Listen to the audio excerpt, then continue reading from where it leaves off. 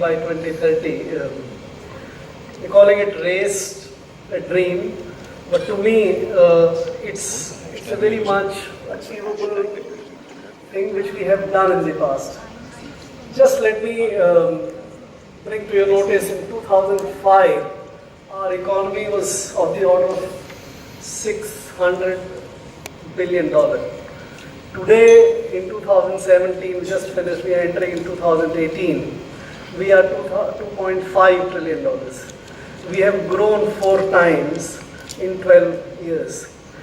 All it takes is again to grow 4 times in next 12 years, and 2030 we would be $10 trillion.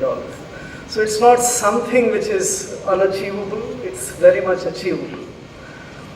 Now, then we come to the question that where are we now? Are we ready? Do we have enough? What does it take to reach to that goal of 10 trillion by 2030? My sense is that today we are in fact in a far greater, far better situation to achieve this goal than we were probably in 2004-05. India today is an economy, India today has a government, India today has the people, the entrepreneur, which makes it very much able to do that. Let me say how. What does it require? I think in my judgment, it's 4 or 5 things which will be very crucial for us to make it happen.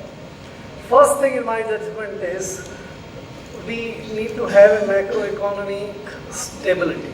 Do we have the right conditions for the macroeconomy to function? I think today we are at a stage where our macroeconomic fundamentals are absolutely first rate. They are very good. You look at anything, any parameter. You look at the growth, you look at inflation, the foreign exchange situation, government fiscal deficits, government finances, export-import situations, current account. Anything you look at it, our fundamentals are very secure, very much there, which will ensure anyone who wishes to make investment, who wishes to try luck in India, to take a call, making investments and to get it to go. So that's one condition. We were not as much certain in as much of a good situation in 2004-05 or 10 years back. Second thing, I think what is very much needed is for everyone in the system, the investors, the entrepreneurs, the people, to get excited and to have right kind of conditions for this to happen. And that's again what we see is there. There's sometimes it's mentioned that our investment rates have gone down, but that's not a major cause. We still have investment rates which are very high. The global economy situation is changing. We don't require that much investment to generate that kind of output today. But again, the fall which we saw in some of the investment indicators in the last couple of years was largely concentrated in the housing sector. That is where which affected our investment substantially. In statistically, it's about 4 to 5% investment rate decline is explained by the housing sector decline. That is changing again. That's changing for the better. The investment is coming back in the real estate sector, in the construction. After a couple of years of very low growth in the construction and the housing sector, we have now it back again. Construction is growing. So that is also going to pick up. So we should see a very good turnaround and change in the investment rates. The second thing, I think, from the investment point of view and the people who participate in the growth, who can generate growth, is the right kind of ecosystem which is needed for the startups. The future economy is the economy for the new ideas, changing the entire system of production of goods and services. Our ecosystem, what we have evolved now, whether it's pure startups, whether it's these fintech and all, is one of the best in the world now. We still need to do more on that but what we have achieved is not mean. And that is another area where I think, and the future growth would be generated by these innovations and these ideas. That is what we will see it coming.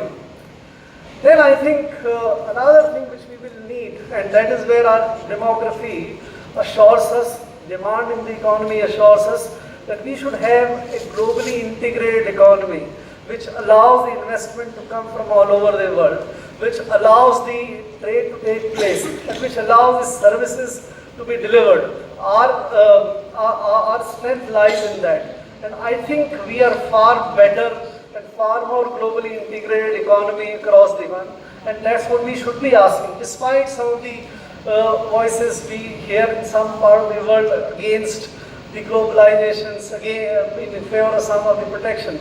But the trend is very clear. The global economy would continue to get more and more integrated, and we are very much suited for that. Lastly, I would think what is needed is to generate jobs and to infuse the entrepreneurship.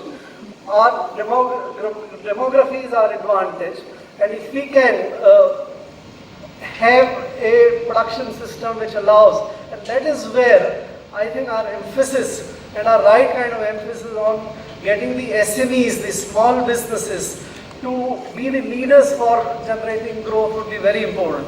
And in all those areas which I mentioned, it is the government which has taken a lot of lead, a lot of measures. Today, our production system, our measures for the SMEs and to even introduce flexibility in the labor hiring and all with the introduction of the fixed contract and many other measures.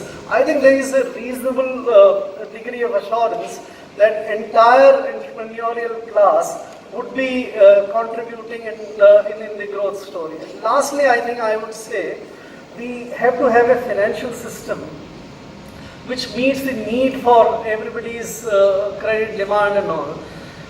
We have been able to, I think, create in this country now a system where the FDIs flow in very well, the foreign portfolio investments are welcome, and internal financial system, especially outside the banking. We have had some issues in the banking, but our non-banking system, our corporate bond market system has also developed quite a lot to ensure that there is adequate financing.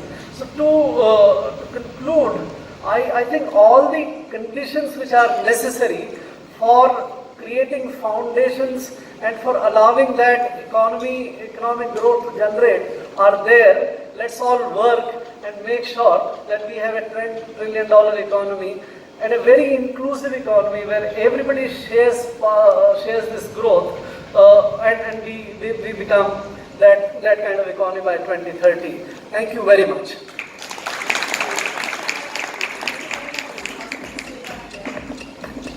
Only on my mic, please. Thank you. Just 3 quick questions before we let Mr. Abhishek take the stage.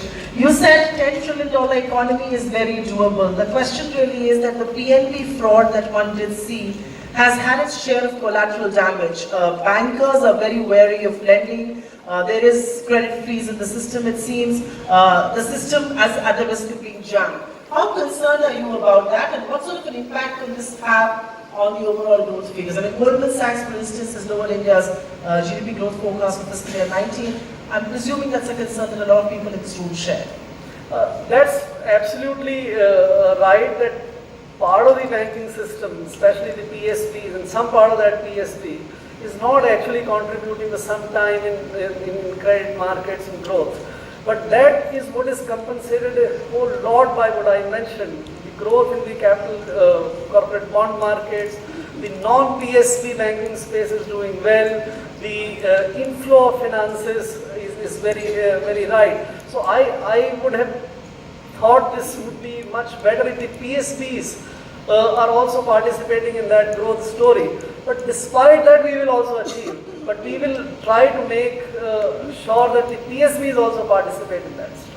A very quick question before I let you go. This has to be a